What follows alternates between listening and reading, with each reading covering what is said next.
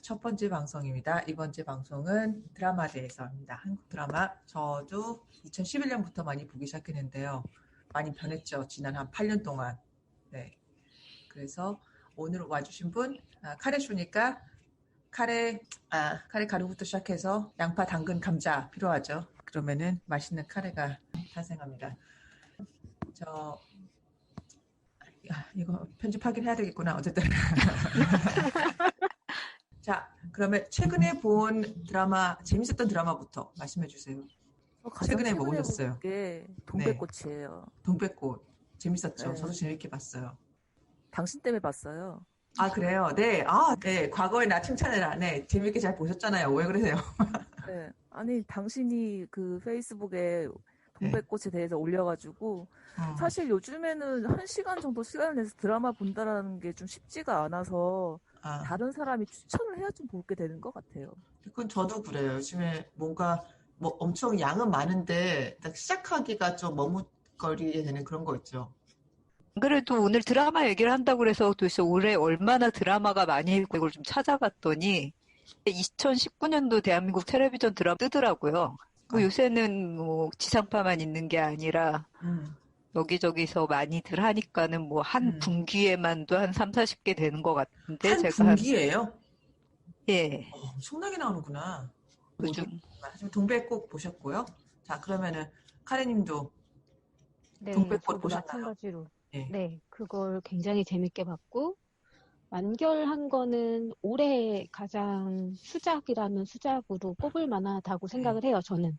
어떤 의미에서 수작일까? 일단 굉장히 다양한 여성들의 삶을 보여줬다고 생각을 저도 하고요. 그렇게 생각하고, 네. 네. 그리고 많은 분들이 의견이 반반이라기보다는 오히려 다수 쪽으로 기울었던 게 그 드라마를 보면서 모성진화를 강화했다라는 얘기를 굉장히 많이 하시더라고요. 그렇죠. 네.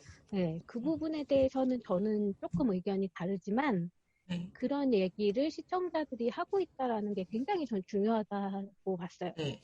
네. 왜냐하면 이제 사람들이 모성진화를 네. 모성신화라는 것에 관한 걸 의식을 전혀 하지 못했는데 사람들이 의식을 하기 시작을 했고 같이 힘을 합쳐서 허물어야 한다라는 걸 사람들이 이제 자각을 하기 시작을 했기 때문에 그게 저는 오히려 만약에 드라마 속에서 그 메시지를 작가가 애써서 그려냈다라고 하면 사실 그거에 대한 반감을 가진 여론이 더 많았을 것 같거든요. 저는 몇 년 전만 했어도 그냥 너무나 가슴 따뜻해지는 드라마다. 이래서 네네. 어머니가 위대하다 이런 식으로 그냥 얘기하고 끝났을 것 같아요. 그런데 이제 무성신화라는 얘기가 나온다는 것 자체도 저도 역시 좋은 현상이라고 생각하는데 네네. 자, 그러면 다 본 드라마 무려 4명이 다 봤어요. 좋습니다. 저는 향미가 정말 좋았었는데 사실 동백이보다 향미였죠. 동백이는 있을 수 없는 캐릭터라는 생각이 들어가지고. 저는 거기 나왔던 인물들이 사실 다 이해가 다 되거든요. 네, 다 이해가 되고 지금 동백이 얘기를 하셔서 이제 동백이부터 얘기를 하면 동백이가 굉장히 저는 있을 수 있는 캐릭터라고 생각을 했던 이유가 사람들이 이제 대놓고 자기를 무시하고 이러는데 굉장히 작은 소리로 자기 어필을 하지도 못하잖아요. 그게 동백이라는 캐릭터가 사실 약자를 대변하는 캐릭터라고 저는 봤기 때문에 그렇게 답답한 와중에도 끝까지 참고 더 참는 그게 아예 그냥 자기한테 인이 배겨가지고 그래서 다른 선택지가 전혀 없고 그리고 그 인물이 굉장히 입체적이라고 생각을 했었던 건 저는 친엄마한테 화내고 그 어렸을 때 자기 버리고 갔었던 그 기억을 복원시켜가지고 엄마한테 복수하잖아요. 거기서 굉장히 놀랬거든요. 그게 약자가 대놓고 자기의 감정을 온전히 드러낼 수 있는 유일한 대상이 자기를 버리고 간 죄책감을 안고 있는 유일한 대상인 엄마잖아요. 그래서 저는 그게 굉장히 현실적인 캐릭터로 이제 거기서 확 와닿거든요. 그렇게 이해할 수도 있겠네요. 저는 향미가 그렇게 느껴졌거든요. 향미가 그 약자이긴 한데 어떻게 보면 우리가 생각할 때 약자는 우리가 도와줘야 되는 천사 이렇게 많이 생각하는데 제 아프리카에서 자라면서 그런 분들 많이 보거든요. 선교사로 아니면 미국에서 이렇게 자원봉사로 아프리카에 소외된 뭐 불쌍한 이웃을 도우러 왔다가 사기당하고 이러면 엄청나게 분노하고 몇 배로 더 분노하고 실망하고 인간에 대해서 환멸을 느끼고 있는데 저는 아니, 그게 당연하잖아. 돈 많은 사람들보다 돈 없는 사람들이 오히려 더 그 작은 돈에, 그 사기를 치고 그럴 수밖에 없는 게 당연하지 않나? 근데 전 그런 의미에서 향미 캐릭터가 너무너무 현실적이고 좋았어요. 저는 그 약자를 너무나 천사로만 그리는 거에 약간 불만이 있어서. 저는 동백꽃 캐릭터에서 홍자연 변호사가 제일 좋았어요. 맞아. 너무 멋있어. 그러니까는 그 약자라고 말씀하셨는데 홍자연도 약자라는 게 이제 보이기도 하고. 맞아. 근데 어떻게 보면은 그 여성 연대에서 가장 나중에 약자들이 자기 얘기를 할 수 있도록 펼쳐줄 수 있는 사람들에 대해서 저는 요즘 되게 생각을 많이 하거든요. 그러니까 그 뭔가 도와주는, 뭔가 판을 벌려주는 사람들이 필요하더라고 생각을 했었는데, 거기서 그걸 좋은 캐릭터로 보여준 것 같아요. 그 홍자영 변호사가 제일 처음에 동백이가 자신의 바람 대상인가 싶어가지고 견제하다가 나중에 아닌 걸 알고서야 마음을 풀어준다라는 그런 것들이나 향미한테 아예 향미를 무시한다거나 뭐 되게 그런 것들이 좀 재밌었어요. 그 홍자영 변호사가 좀 제 기억에 남네요. 지금 생각해보니까. 저는 홍자영 변호사가 마지막에 제일 아쉬웠던 게 저도 그래요. 남편을 못 버렸잖아요. 결국 계접시로 판명이 났는데 그게 굉장히 아쉬웠어요. 그러니까 다른 여성들과의 연대 보여주는 그런 것들은 굉장히 괜찮았는데 많은 시청자들이 얘기했었던 그 모성신화라는 것을 과감하게, 그러니까 여자에게 씌워져 있는 모든 것들을 과감하게 깨고 선봉에 나서서 뭔가 새로운 모습을 보여줄 수 있는 가장 좋은 무기들을 확실히 갖고 있었던 게 홍자영 변호사잖아요. 근데 남편인 그 오정세가 해서는 안 되는 가장 추악한 성희롱, 성추행 뭐 이런 거를 그 동백이가 치부책에 적을 정도로 그렇게 한 걸 알았는데 결국 재결합을 하잖아요. 마지막에 엔딩 때는 그 임신하는 걸로 끝나는 걸로 제가 기억을 하거든요. 네, 맞아요. 그래서 오히려 이렇게 딩크족으로 살아가던 사람이 우리가 흔히 얘기했었던 그 정상가족 프레임 안으로 결국은 들어와서 끝나는 게 굉장히 아쉬웠어요. 그냥 버리고 오정세하고의 거리를 유지하면서 그냥 두고 보는 정도였다면 괜찮았을 것 같은데 그거는 좀 아쉽더라고요, 저는. 아마도 그 카르님이 느꼈던 이거 현실적이다. 동백이가 어머니 미워하는 게 현실적이다라는 부분이 저는 그 오규태 부분에서 딱 그렇게 느꼈었는데 저도 오규태 부부에서 그게 현실적이라고 생각을 했었어요. 정말 현실적이고 그리고 그러니까 저는 이제 20년 거의 다 돼가는데 가볍게 생각했던 게 이게 정말 쉽지 않구나. 아이를 낳고 안 낳고를 떠나서 그랬었는데 그 동백꽃에서 제일 아쉬웠던 부분이라면 증명된 계절이잖아요. 오규태 정말 증명된 계절을 인간화하고 알고 보면 불쌍한 사람이다. 알고 보면은 귀엽지 않냐. 약간 이런 식으로 미화한 게 저는 제일 싫었고요. 그렇지만 그러면서도 오규태를 저도 정말 그래 귀엽다. 허세구나. 약간 그렇게 볼 수 있게 했던 게 아무래도 그 작가의 힘인 것 같고 그리고 맨 마지막에 그 잘난 변호사가 그리고 얼마든지 떠날 수 있음에도 불구하고 다시 남편하고 재결합하는 그 부분이 최고 현실적인. 하긴 또. 그래서 세상의 모든 계저씨들이 다 가정을 유지하고 사니까. 네.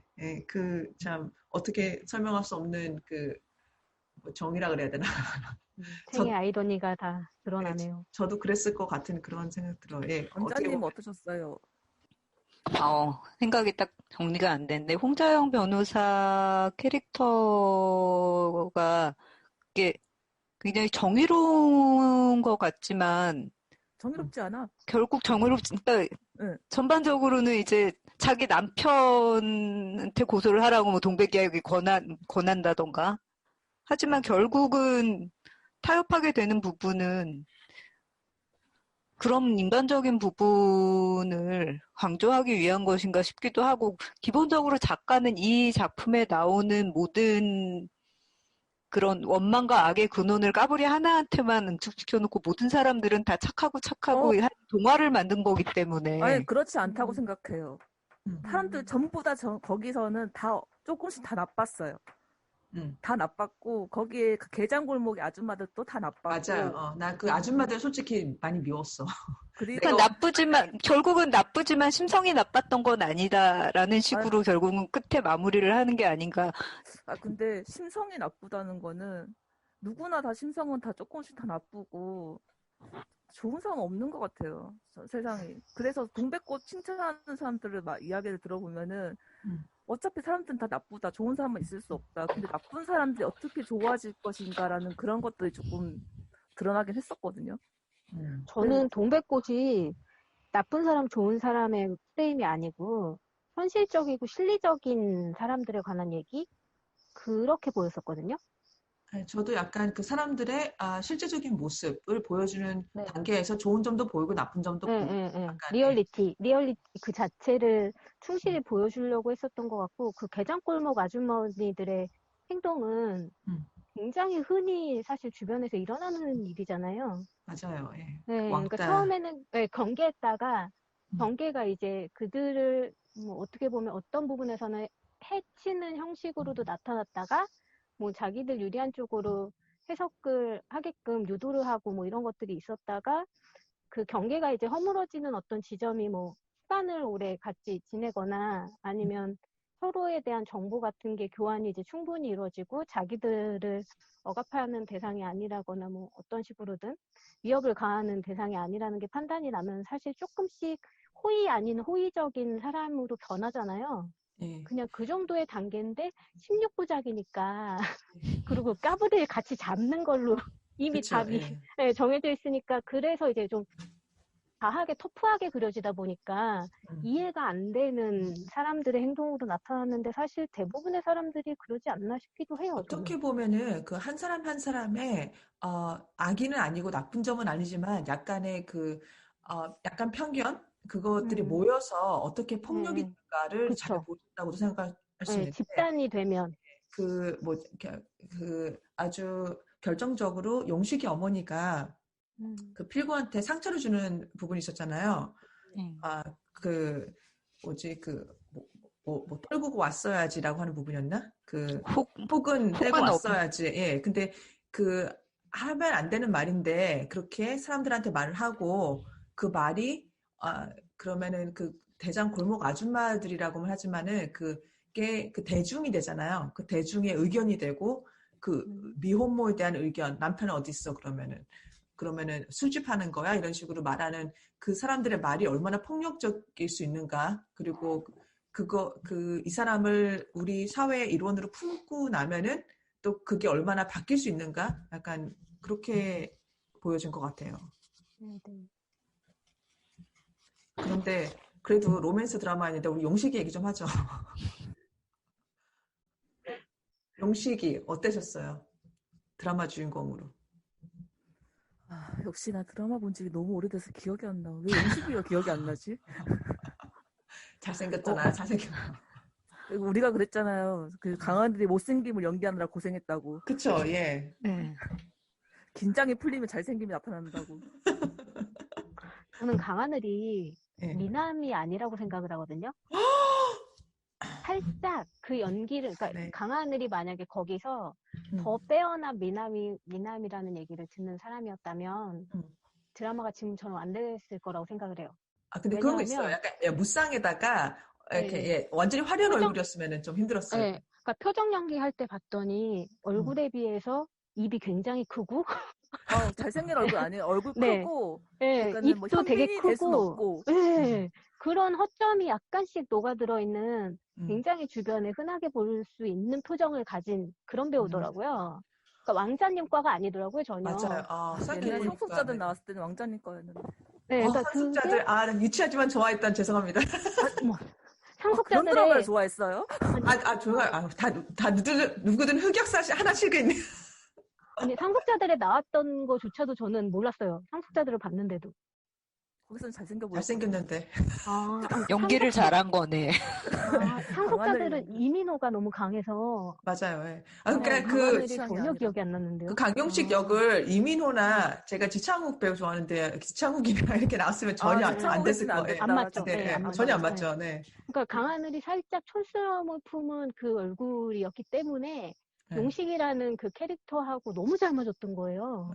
제 그쵸? 생각에는. 네. 전 약간 되게 차도남, 그 미생에서 나왔었잖아요. 네. 그런 마스크를 생각하다가, 강화는 안 될 텐데, 근데 보고 너무 놀라서, 너무 딱이었어. 아, 나 그거 생각나네. 공효진이 제일 처음에 되게 그 게장골목에 미인이 나타났다면서 사람들이 좀 놀라는 장면에서, 네. 이해가 안 되네. 공효진 제일 처음에 저도 파멜리아 조금, 했는데, 거기 남자들 전부 놀래가지고 막 바람 불고 하는데, 네. 왜 이해가 안 되지? 손예진이었으면 이해가 됐을까? 그러고 있어요. 뭐 기본적으로 약간 과장과 코믹성이 있는 드라마니까 그러려니라고 받아들이는 거죠. 공효진이가 그랬나 보다 이러면서. 근데 용식이라는 캐릭터도 의외로 좀 보면 세상에 있을 법한 캐릭터? 있어주면 사실 감사한 캐릭터죠. 그 정도면. 어디 있는 거야, 어디? 네. 아, 우리 사촌 언니 남편. 진짜요? 오! 있구나. 레알이 나타났다. 아니, 그렇게 무식하거나 하는 건 아닌데, 우리 사촌 언니가 이혼녀예요. 이혼녀고, 아이가 있어. 아이가 있는데, 사촌 언니가 꽃집을 할 때, 꽃집. 드라마인데? 아니, 꽃집을 할 때 거기에 손님으로 와서, 역시나 총각인 사촌 언니의 남편이 적극적으로 구애를 하여. 결혼한 케이스가 있으니까. 요즘에 근데 뭐 그런 거, 총각이 와가지고 우리도 욕먹는다고. 사촌 언니네 집에서 반대했었는데. 진짜요? 시댁에서 싫어할 거라고? 그러니까 시댁에서 싫어하고 보통 집에서 총각이랑 결혼하면은 약점 잡히고 뭐 그렇다면서 되게 우리 아이도 있는데 약간 반대를 했던? 그러니까 뭐 그 총각이라고 넙죽 다 좋아하는 건 아니라는 거죠. 한국에서는. 근데 잘 사나요? 잘 살걸요? 네. 잘 살고 있는 걸로 알고 있어요. 네, 아싸. 근데 그 순정남이라고 했을 때 그 순정남이 어느 정도 애정을 보여줄 것인가는 나중에 또 결혼해야 아는 거 아닌가요? 그런가? 그렇죠.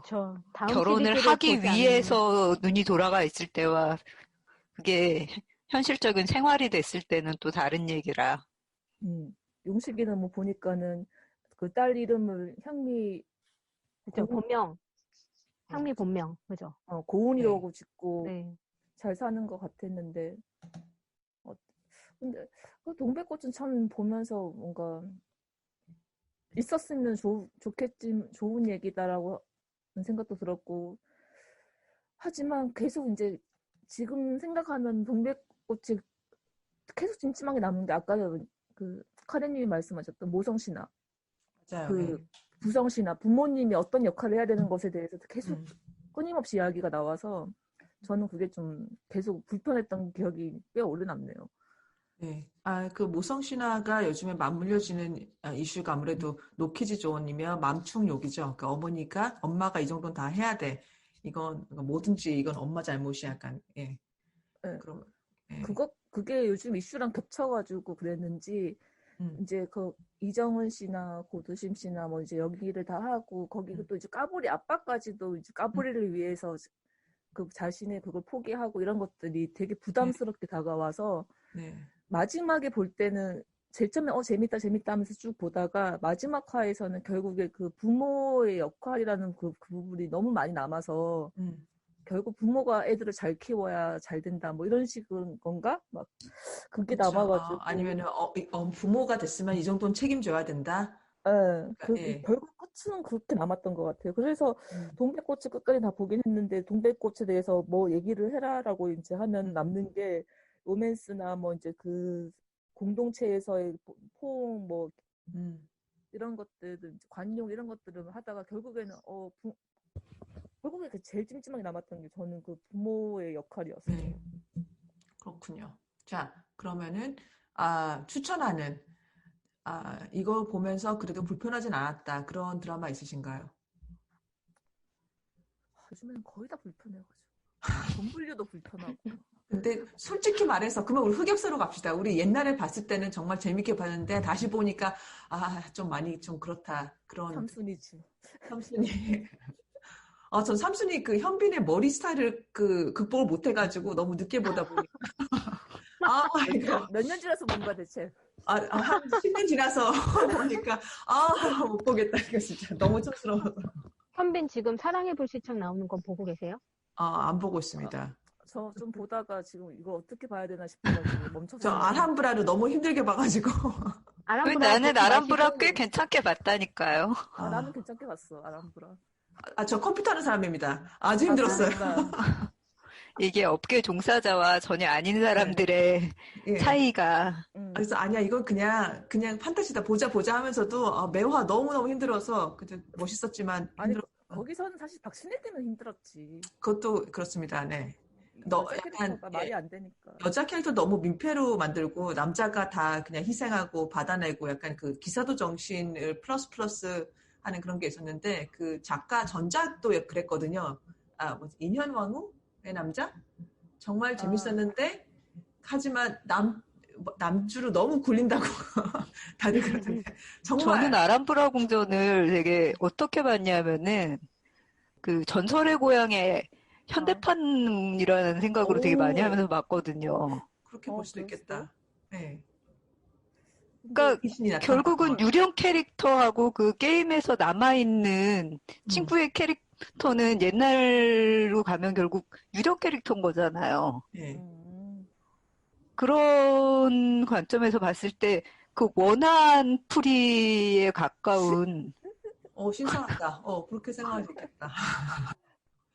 기술적인 거를 모르기 때문에 그런 식으로 볼 수 있다라고 봤기 때문에 썼으니까 사랑의 불시착은 지금 오늘 하길래 볼까 말까 좀 고민을 하다가 로맨스는 되게 좋은데 나는 왜 그런 로맨스가 좋은 것인가 하면서 약간 스스로를 로맨스가 좋다고 하니까 확 끌리는데요. 로맨스가 좋을 수밖에 없는 것은 리얼리티가 너무 많이 반영돼서 그런 거 아닌가요?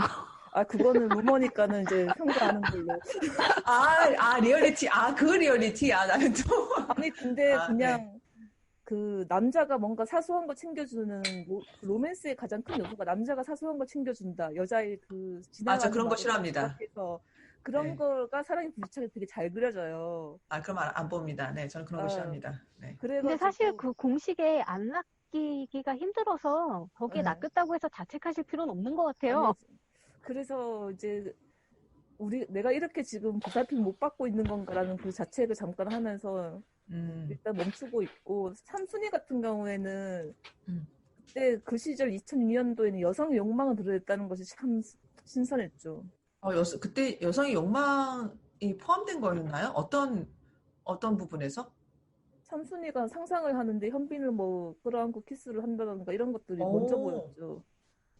그렇지 않았나? 근데 사실 지금도 그 욕망을 갖고 있는 여자분들이 많잖아요. 그러니까 그때 드라마에서 30대 노처녀 주인공이 자다가 남자가 꿈에 나와가지고 내가 지금 무슨 짓이야 하면서 그렇게 드러났던 게 좀 과하게 그리긴 했죠. 과하게 그리긴 했죠. 근데 2006년이었나 그때가 2005년 그 시절에 그런 드라마가 별로 없었던 것 같아요. 그게 1900년 후반의 드라마처럼 느껴져요 지금. 진짜 2000년대 드라마긴 했군요. 네, 2005년도 드라마였죠. 그런데 현빈이 이제 갑자기 삼순이를 이렇게 확 벽에 밀치고 하는 게 삼순이 상상이었는지 아닌지 기억이 안 나는데 지금 보면 쳐버릴 거예요 사람들. 네, 그때 제가 한국 드라마 보기 시작한 게 2011년 역시 현빈 씨 드라마로 시작했네요. 저 시크릿 가든 보면서 이거 엄마가 보던 드라마보다는 그래도 괜찮은데 저희 어머니가 그 드라마 많이 보시는데 저 남편이 옆에서 놀렸거든요. 맨날 이런다고 거의 그 가문의 비밀 이런 거 있잖아요. 내가 어떻게 저한테 이럴 수가 있으세요? 이런 그런데 전 시크릿 가든 우선 재밌어서 그 개그잖아요. 그래서 한국 드라마 나는 약간 사극 아니면은 좀 이렇게 언제나 슬픈 그런 건 줄 알았는데 웃긴 것도 있네 하면서 보긴 했는데 그때부터도 언제나 지적은 있었어요. 그 손목 잡아채는 거, 억지로 키스 이런 거 그게 많이 없어지긴 했어요. 요즘 최근에. 그 또 오해영에서 에릭이 서현진 손목 잡아챘다가 그때 한번 인터넷 게시판 뒤집어졌을걸요. 그건 근데 안 없어지죠. 웹드라마에서 청소년 타깃으로 하는 거에서도 항상 나와요. 그런 장면들은. 예. 그 전에, 예, 그 레스토랑에서 그 손목 막 붙잡고 나가니까, 예, 거기, 그거. 서현진이 왜 내 손목을 그런데 이용하냐는 예, 그런 식으로, 예. 근데 참 뭐지, 드라마 얘기하다 보니까는 느껴지는 게, 진짜 요즘에는 사람들이 전부 다 취향이 정말 세분화돼가지고, 아예 마음에 안 드는 드라마는 보지도 않잖아요. 지금 저도 그쵸, 그렇고. 예. 그럴 수밖에 없는 게 아까 제가 분기별로 30개는 넘는 것 같다라고 했잖아요. 예전에는 드라마라곤 딱 일주일에 한 4개, 5개 이래서 고르는 거는 이제 MBC 드라마를 볼 것이냐, SBS 드라마를 볼 것이냐 정도였었던 거에서 워낙 다양해지니까 지금 주제나 소재들도 굉장히 다양해졌고 예전보다 작가들도 굉장히 많아졌고 그렇게 돼서 이 중에서 골라서 볼 수 있게 된 큰 것 같아요. 그리고 시간대가 예전엔 딱 그 시간에 가서 봐야 됐지만 요새는 그런 의미가 거의 없어졌으니까요. 찾아서 보면 되니까. 예. 그래서 그런 거죠. 이제 삼순위 같은 경우에는 그때 시청률이 한 뭐 40% 이런 식으로 했었는데 지금은 아무리 높은 드라마도 10% 안 나오잖아요. 10% 나오기 힘들고 그러니까는 결국 자기 취향에 맞는 드라마만 골라보다 보니까 다른 사람들하고 얘기가 안 통해요. 그 취향에 맞는 남주를 찾을 수 있게 됐다는 게 예전에는 네가 뭘 좋아할지 몰라서 다 준비했어 약간 이런 거 있잖아요. 남주가 다 돈 많고 다 뭔가 있고 그리고 그러니까 그 여자들이 원한다고 생각하는 남주의 그 상을 다 합쳐놓은 것 같은 그런 느낌이었는데 요즘에는 그러니까 황용식 같은 경우는 예전 같으면 안 나왔겠죠. 우선 동네 경찰이고 그 돈 이런 건 없잖아요. 그리고 화려한 외모는 아니고 그런데 그런 캐릭터가 나올 수 있었던 거? 그거는 아무래도 다양해져서 그런 거 드론으로 나왔던 게 좀 신기한 거고 뭐라 그래야 되지? 그러니까 제가 이제 했던 말은 뭐 이런 거죠. 지금 뭐 VIP니 뭔가 다 뭐 여러 가지 드라마들이 쫙 있는 것 같은데 이제는 굳이 그런 드라마를 내가 안 보게 되는 거죠. 안 보니까 이제 드라마가 이제 옛날에는 이나 아가씨 같은 것도 보고 다 봤단 말이에요. 삼순이도 보고 뭐 이상한 것들 다 이제 저녁 시간이면은 선택권은 항상 어머니가 갖고 있고 그런 엄마랑 같이 보면서 같이 욕하면서 이제 뭔가 공유를 했었는데 지금은 엄마랑 나랑 보는 드라마가 아예 다르기 때문에 엄마랑 얘기를 할 게 아예 없어요. 그런데 지금 이제 저 나이 때 지금 여기 카레쇼에 참석하시는 분들은 동백꽃에 대해서 얘기를 하겠지만 10대, 20대는 또 드라마 완전 다를 거 아니에요. 저는 좋으면 울리는 알람도 봤습니다. 재밌었습니다. 좋아하면 울리는? 네. 나름은 재밌었지. 남주가 잘생겨서 참 우리 아들같이 생겼구나 하고 거기 누가 나오길래 이름은 모릅니다. 이제는 이제 정말 배우도 이제 소용이 없구나. 네, 이름도 모르고 어쨌든 저는 중요한 게 남자 주인공이 내 취향이니까. 아마 학원물로 요새 가장 뜨고 있는 건 어쩌다 발견한 하루였었던 것 같은데 얼마 전에 끝난. 맞아요. 인기 봐야 되겠다. 많았어요. 하루라는 이름만 알고 드라마에 누가 나오는지 아예 몰라요. 나 그 원작 만화를 봐서 만화가 참 이쁘게 나왔는데 건물류에서 나왔던 그 설주한 배우가 어쩌다 발견한 하루에 나온다고 합니다. 누군지 모릅니다. 네. 이재욱이 나오는구나. 이재욱이. 아람브라운드에서 마르코한. 안 봐. 네 취향 아니야. 그대 취향이 아니야, 생긴 게. 하루가 얼마나 이뻤는데. 아니야. 하루로 안 나오는 거 아니야? 거기 남주가 꽤 있을 텐데. 이재욱이 백경 역할로 나온다고 합니다. 그럼 맞는다. 네. 백경, 오케이. 원래 주인공은 로운이라는 배우가 한다고 하는데 다들 이재욱 얘기만 나오더라고요. 로운은 잘생겼잖아. 글쎄, 당근 씨와 제 취향이 다르기 때문에 다 보고 확인하겠습니다. 근데 드라마가 정말 안 끌려요. 그러니까는 이제 포털에서 제목만 이제 아는 거지 굳이 막 어떤 드라마 완결되면 보지 뭐 어차피 다시 보기 있는데 싶어가지고 그런 다음에 그리고 이제 예전에는 미리 이 드라마에 대한 정보가 없으니까 우선은 보면서 보다가 판단을 하게 되는데 이제 맞아요. 인터넷 딱 끼면 줄거리가 주르륵 나오니까 마치 안 봐도 본 듯한 맞아요. 좀 안 봐도 남들하고 대화할 때 이렇게 몇 마디는 추가할 수 있는 저도 지금 이 어쩌다 발견한 하루라는 드라마 1분도 안 봤는데 배우도 알고 대략적으로 어떤 캐릭터인지도 알고 어떤 진행이 되는지를 그냥 인터넷에서 제대로 기사를 본 것도 아니고 오다 가다 그냥 스쳐서 본 것만 가지고도 알 수 있어지니까 영역이 좋으셔서 그렇습니다. 저는 본 것도 생각 안 납니다. 재밌는 부분이 아무래도 깍이 아니겠습니까? 예, 깝시다. 우리 깔 드라마 하나씩 빠랑 준비하세요. 뭘 깔까 열심히 생각하시고. 저는 재밌게 봤으나, 엄청 재밌게 봤지만 그래도 깔 드라마로 저는 도깨비를 뽑겠습니다. 중년 남자와 고등학교 여학생의 로맨스. 너무 그거는 깔게 뻔하잖아요.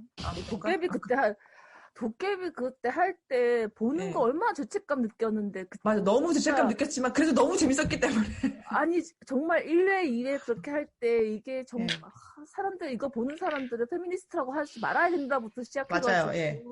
저도 엄청나게 죄책감 느끼면서 봤습니다. 그래도 재밌었어요. 제가 약간 그 김민숙 작가잖아요. 그 상속자들도 그렇고 뭔가 어렸을 때 읽었던 로맨스와 되게 비슷한 포뮬러를 잘 아는 것 같아요. 그래서 나는 대사가 좋죠. 예. 저는 도저히 김은숙 드라마의 로맨스를 감당을 못해서 정말 끝까지 재밌게 봤던 건 시티홀 하나밖에 없었던 것 같아요. 시티홀 훌륭하죠. 시티홀이 저는 김은숙 작가의 가장 명작이라고 생각하거든요. 그래서 시청률이 제일 안 나와서 망했던 거죠. 그렇죠. 가장 김은숙스럽지 않았던. 예, 그래서 안 봤습니다. 김은숙이 그래가지고 절대 자기는 그런 드라마 안 쓰겠다고. 자기는 정말 시청률 위주로 해가지고 그냥 쓰겠다고. 하지만 김은숙 드라마 중에 제가 이건 진짜 못 보겠다 했던 건 보면서도 화가 났던 거는 태양의 후예랑 그리고 신사의 품격 그거는 정말 너무 너무 힘들어서 두 개 다 안 봤어. 김은숙 드라마를 좋아하지만 그 두 개는 진짜 근데 김은숙 작가가 굉장히 영리하다 싶은 게 항상 걸크러쉬 캐릭터를 넣어요. 그건 그래. 네, 전체적으로 봤을 때는 페미니즘적으로 깔게 굉장히 많은 요소들을 품고 있지만 그걸로는 돈을 벌고 페미니스트이면서 김은숙 작가의 드라마를 보면서 죄책감을 느끼는 사람들이 얘한테 하나 마음을 걸고 그래 정주행하자 이렇게 할 수 있는 게 그 신사의 품격에서도 돈 많은 제일 그 나이 많은 언니 있잖아요. 김정란. 김정란, 예. 네, 김정란 같은 캐릭터는 진짜 완전히 남편을 제압하는 캐릭터잖아요. 시원하게 깔 수도 있고. 네. 그러니까 그런 식의 캐릭터를 항상 넣더라고요. 생각해보니까 그렇죠. 네, 굉장히 자기주도적인 성향을 가진 캐릭터를 하나씩 꼭 넣어요. 그 태양의 후예에서도 명예를 다 끌고 있는. 예, 태양의 후예에서도 군인 여장교 맞아요.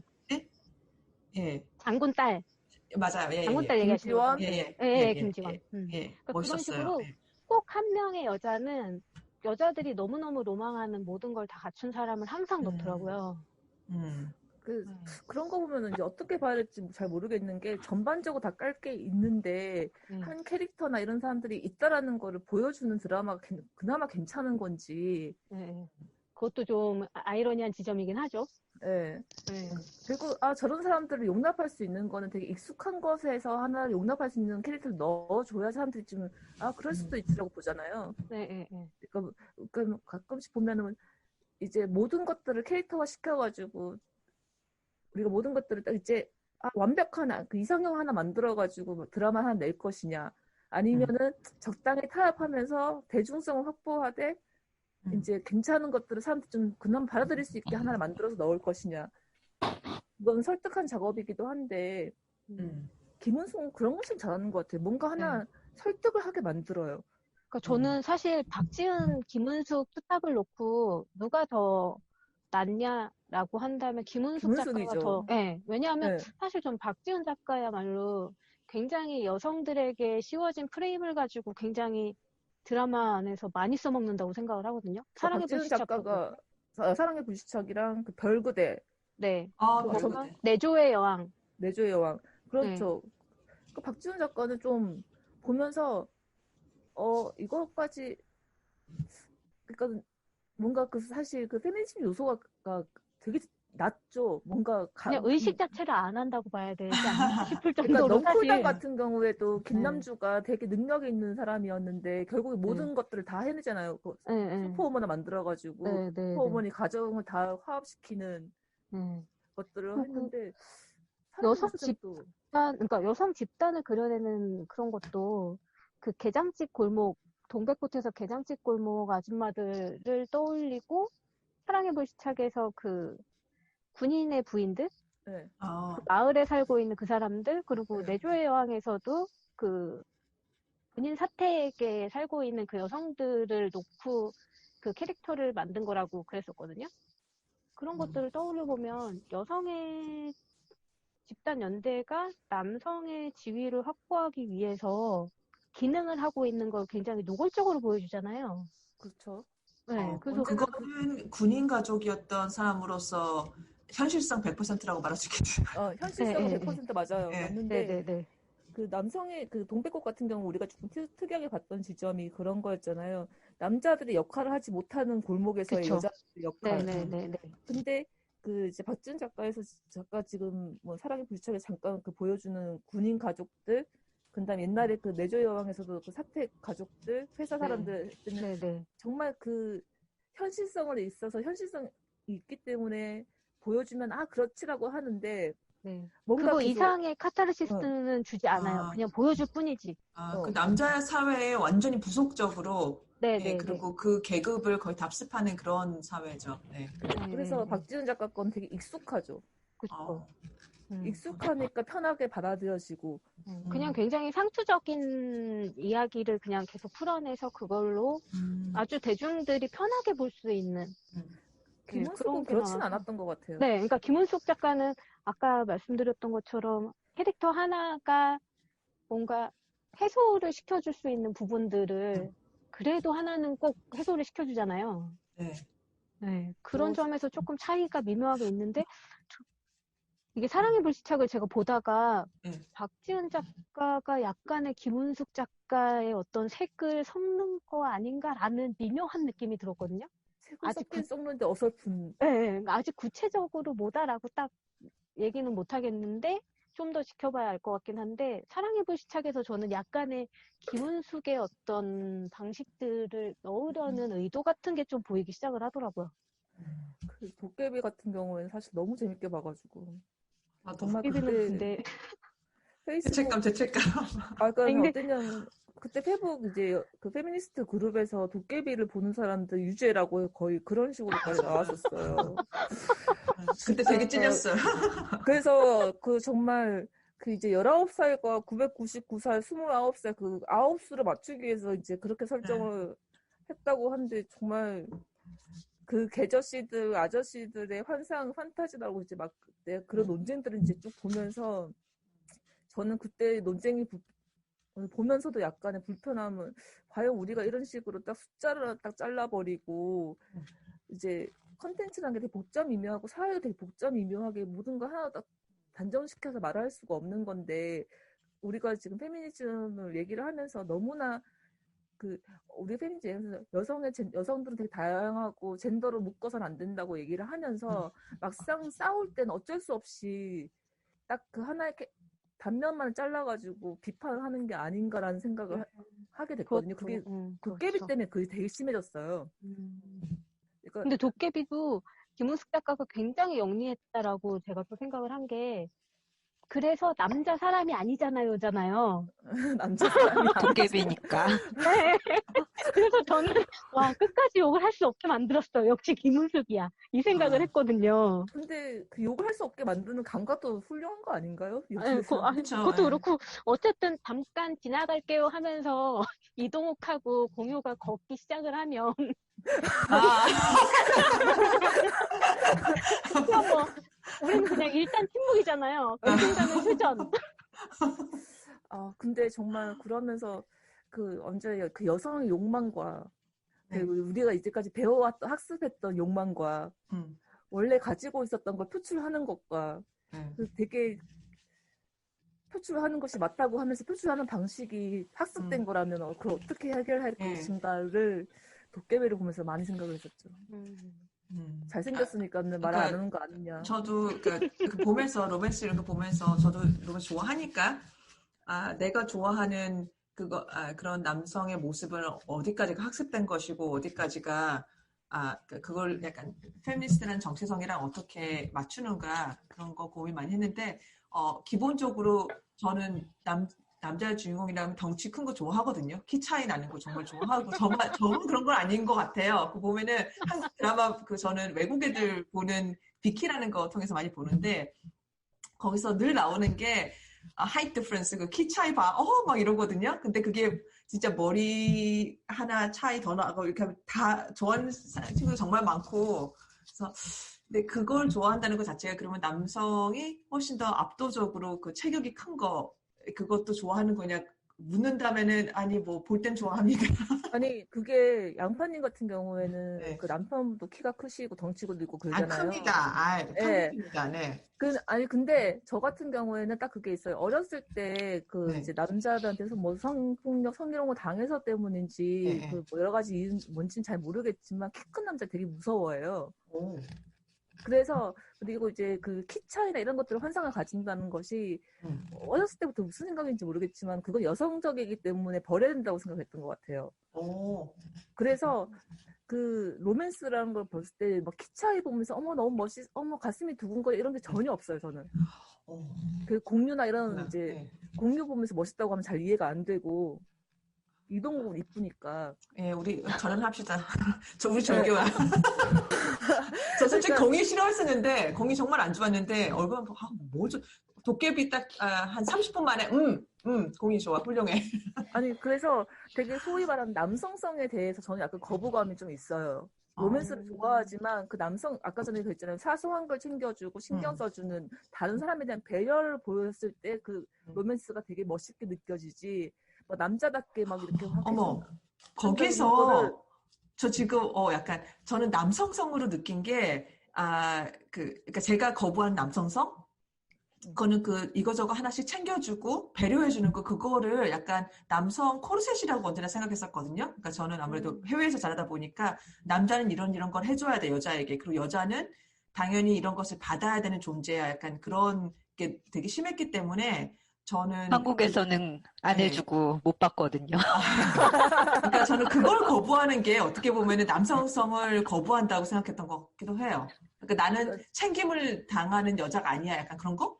약간 한국 같은 경우에는 그것도 남성성이 보호를 해준다는 남성성이 있는 거고 챙기는 게 아니라 그러니까는 내 여자니까는 내가 널 지켜라는 게 한국에서도 보는 그 있는데 거고 이제 제가 남성 콘셉트라고 하는 거라고 해서 약간 좀 되게 낯선데 그게 아니라 내가 널 지켜가 아니라 내가 너의 사소한 부분을 챙겨준다는 건 한국에서는 거의 못 보는 거니까 의자를 먼저 빼준다거나 하는 것들은 최근에서야 들어온 거고 그러니까 그 외국에서 뭐 이제 젠틀맨, 레이지 앤 젠틀맨 이런 식의 그런 개념은 한국에서 없었으니까 저는 약간 해외에서 자주 보이는 이렇게 페미니즘에서 보이는 건데 내가 여자라고 특별하게 대우해 주지 마 약간 그런 거 있잖아요. 사귈 때 뭐 이렇게 구애하는 방식에서도 여성을 되게 너는 여자니까 이렇게 하는 거를 거부하는 그 분위기에 저는 같이 휩쓸렸던 것 같아요. 그래서 사소한 걸 챙기는 한국은 그렇잖아요. MT를 갔을 때 여자를 좋아하면 뭔가 주는 게 아니라 내가 좋아하는 여자가 자는 방 앞에서 지키고 있는 거.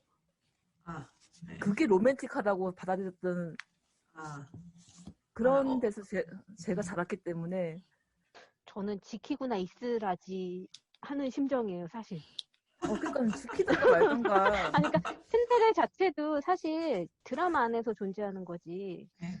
실제 츤데레는 굉장히 얍삽한 거 아니에요? 츤데레가 그러니까 츤데레라고 형상화되어 있는 그런 패턴들이 이제 다 틱틱거리다 말고 네. 이렇게 뭔가를 잘해준다라는 건데. 네, 그러니까 말 안 하면서 뒤로는 챙겨준다 뭐 이런 건데 사실 표현력이 굉장히 한국 남자, 외국 남자 할 것 없이 다들 맨박스에 갇혀 있는 남자들은 표현력 따위가 없잖아요. 근데 표현하지 않으면 네. 아니 그게 여성의 츤데레와 남자의 츤데레가 차이가 저는 굉장히 많다라고 그죠. 느껴지는 게 여자들의 츤데레는 중요한 것들을 말하지 않고 다 챙기고 있거든요. 근데 남자들은 안 해. 안 하면서 츤데레라고 말을 해요. 워낙 그렇게 하는 게 포장을 없어서. 해서 그냥 그렇게 포장을 해서 또 사람들이 좋게 해석을 굉장히 많이 해주려고 애를 쓰고 그냥 내가 볼 때는 굉장히 무심하고 좋아하는 사람이 해서는 안 되는 행동들을 하는데 옆에 있는 사람들이 남자들이 다 그렇지 뭐라고 하면서 츤데레를 만들어가지고 포장을 해주는 느낌이거든요. 옆에 사람이 아니라 그 친데레란 말을 스스로 자기 스스로 일본 만화에서 많이 봐가지고. 네, 상대 여자들이 또 그렇게 애써서 뭐 아무래도 일본 남성 문화, 한국 남성 문화는 상당히 닮아 있으니까 그럴 수밖에 없다고 보고. 나 근데 재밌었던 게 동생이 일본에서 공부를 했어요. 근데 그때 겨울연가 시즌이라 가지고 이제 한국 남자에 대한 되게 환상이 있었거든요. 일본에서. 그래서 근데 그때 그 제 동생도 한국 남자였기 때문에 일본에서 되게 인기가 많았어요. 일본 여자애들한테. 얻어 걸렸죠. 그 연애를 되게 이제 많이 했어요. 일본 여자애들하고 그 여자애들하고 일본 친구들하고 연애를 많이 해가지고 일본어가 엄청 늘고 했는데 그 이제 너무 궁금한 거예요. 언제나 그 남자 혈육 연애한다는 건 되게 신기하더라고요. 그래서 대체 뭐가 좋냐 그랬더니 남성적이래요. 그 얘기 들었어. 그 한국 남자들은 군대를 갔다 오기 때문에 굉장히 남성적이다라고 알고 있다면서요. 제 동생은 군대를 갔다 오기 전이었는데 진짜 일본 남자들은 되게 쪼잔하고 막 하나 조금씩 챙겨주는데 한국 남자들은 화통하다 뭐 이런. 네, 그리고 지금은 그 배용준을 통해 가지고 사람들이 한국 남자에 대해서 환상을 품게 됐었던 걸 BTS를 놓고 품는다는 얘기를 듣고 제가 기겁을 했거든요. 말도 안 되는 거죠, 정말. BTS는 유니콘이죠. 네, 얘기하지 맙시다. 방탄은 다음 쇼에. 예. 이거 얘기하면 안 됩니다. 우리 지금 안 돼. 한 시간 더 갑니다. 우리 지금 1시간 녹음했습니다. 그래서 근데 진짜 막 되게 과연 서로가 바라는 남성성, 여성성이 뭔지 저는 되게 요즘 헷갈려요. 제 주변에 있는 사람들이 좀 무성적인 존재이기도 하고 그러니까 이게 남자다운 건가 여자다운 건가 이제 요즘에 누가 물어봤을 때 대체 그게 뭐냐고 하고 싶은 생각들이 많이 들더라고요. 근데 실제 연애를 하게 되거나 호감이 가는 대상을 볼 때 내가 바라는 남성이 아니라 그 사람 자체에 관한 이야기가 시작이 되는 거잖아요. 그렇죠. 네, 그래서 정체성으로 시작되죠. 네네네. 그래서 사실 어떤 내가 바라는 남성, 내가 바라는 여성 이런 거에 관한 이야기가 굉장히 허무하다라는 생각이 저는 언제부턴가 들더라고요. 특히 맞아요. 특히 이제 친구들의 연애 상담 해줄 때.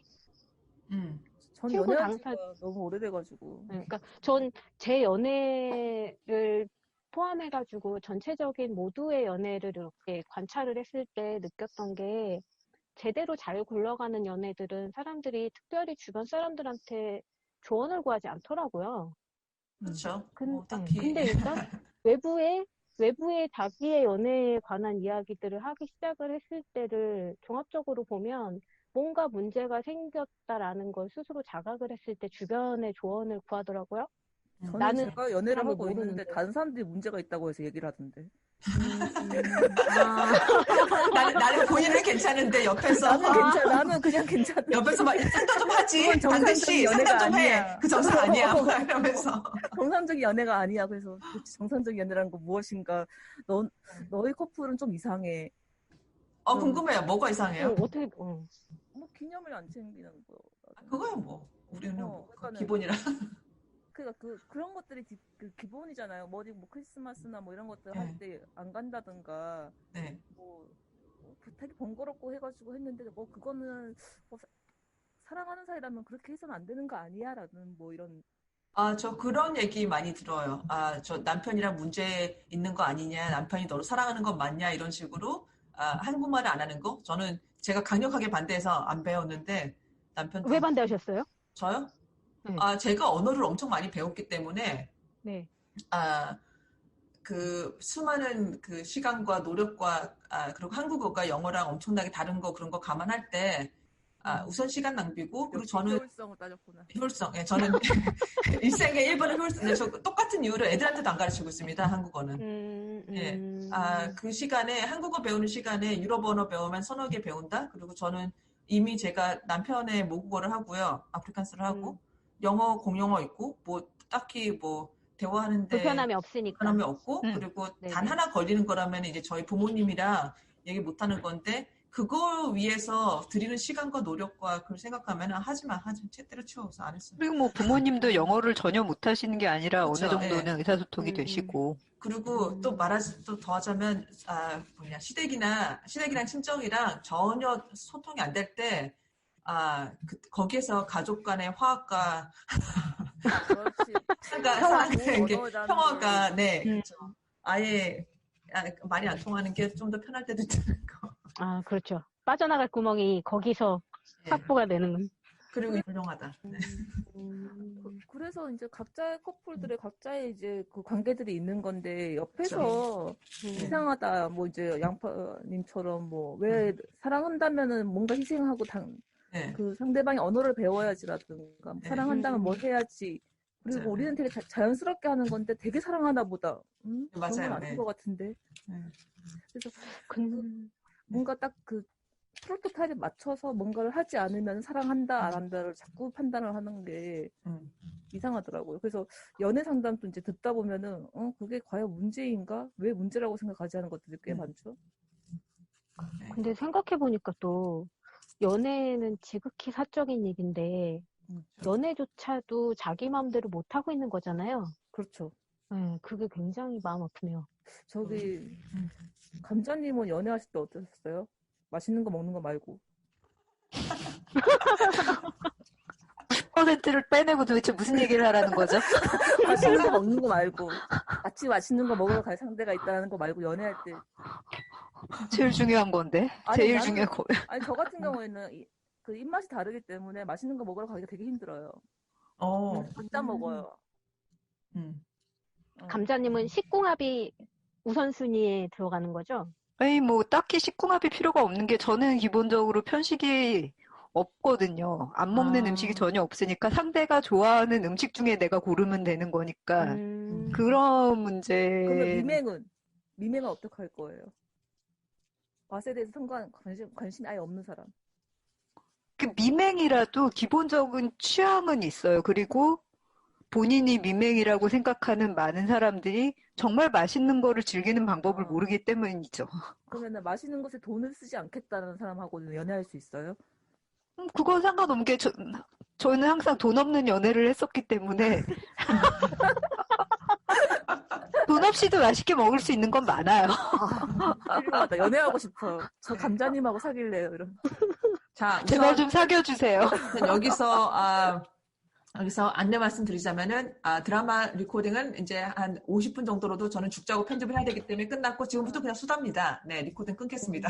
어떻게 보면 수다가 재밌을 수 있어. 한번 수다 해봐. 잠깐만요. 지금 우리가 지난번에도 수다로 흘러갔다가